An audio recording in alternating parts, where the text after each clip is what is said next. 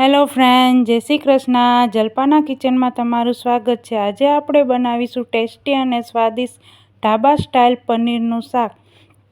તો તે માટે મેં અહીં 100 ગ્રામ પનીર લીધું છે. તેને આ રીતે ટુકડા કરી લીધા છે. તમે તમારી સાઈઝ પ્રમાણે નાના મોટા કરી શકો છો.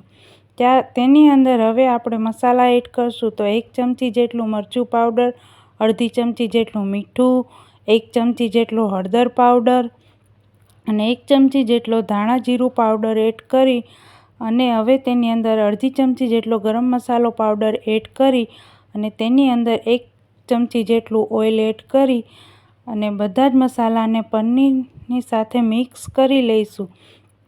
તો આ રીતે કરવાથી આપણું પનીરનું શાક એકદમ ટેસ્ટી બને છે. તો બધા જ મસાલા પનીરની સાથે મિક્સ કરી દીધા. હવે આપણે તેને 10 મિનિટ સુધી ઢાંકીને મૂકી દઈશું, જેથી પનીરની ઉપર બધો જ મસાલા કોટ થઈ જાય.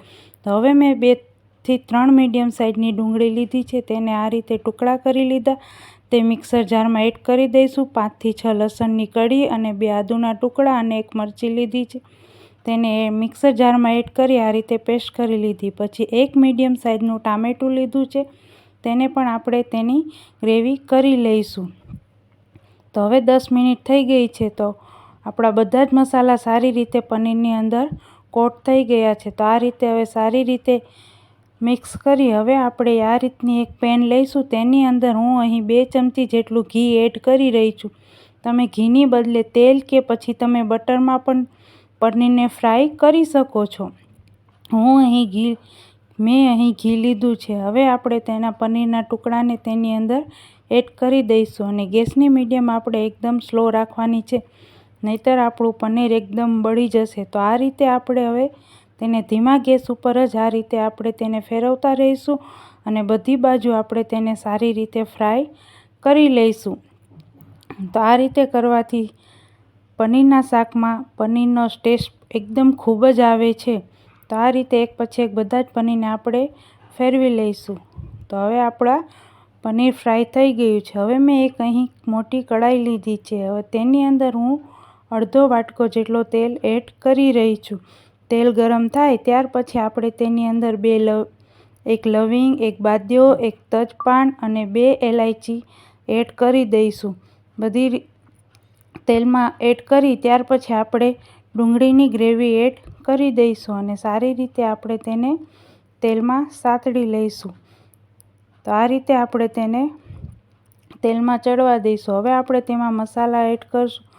તો 1 ચમચી જેટલી હિંગ એડ કરી દઈશું, 1 ચમચી જેટલી હળદર પાવડર એડ કરી દઈશું અને સ્વાદ અનુસાર થોડુંક મીઠું એડ કરી દઈશું. અત્યારે થોડુંક મીઠું એડ કરવાનું છે, કારણ કે આપણે પનીરને કોટ કર્યો તો તેની અંદર પણ આપણે મીઠું એડ કર્યું છે. તો આપણે હવે ડુંગળીને તેલમાં સારી રીતે ચડવા દઈશું. આપણું ડુંગળીની ગ્રેવી સારી રીતે તેલમાં ચડી જાય ત્યાર પછી આપણે ટમેટાની જે ગ્રેવી કરી હતી તે તેની અંદર એડ કરી દઈશું અને તેને પણ સારી રીતે મિક્સ કરી લઈશું અને તેને પણ આપણે તેલની અંદર સારી રીતે ચડવા દઈશું.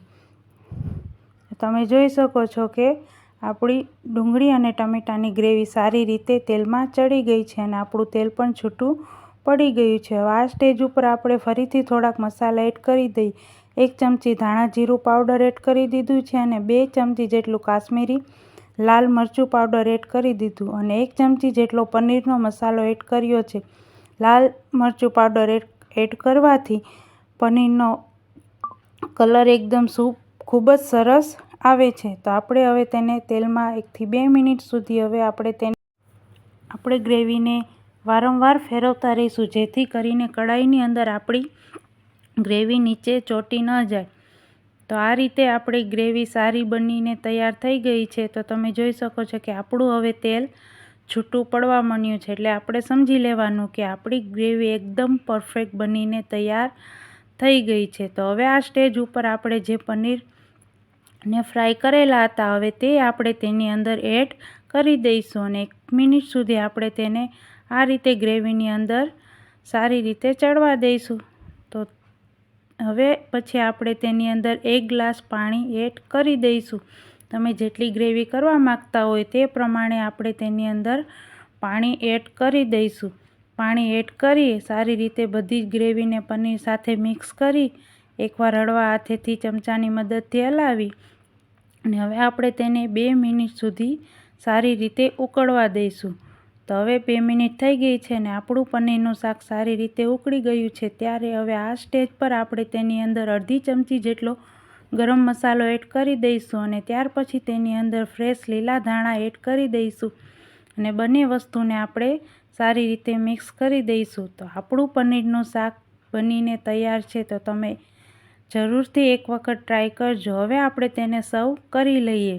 તો એકદમ ટેસ્ટી અને સ્વાદિષ્ટ ઢાબા સ્ટાઇલ પનીરનું શાક બનીને તૈયાર થઈ ગયું છે. જો તમે તેને નાન કે રોટલી સાથે સર્વ કરી શકો છો. જો તમને મારો આ વિડીયો ગમ્યો હોય તો મારા વિડીયોને લાઈક કરજો, શેર કરજો અને મારી ચેનલને સબસ્ક્રાઈબ કરજો.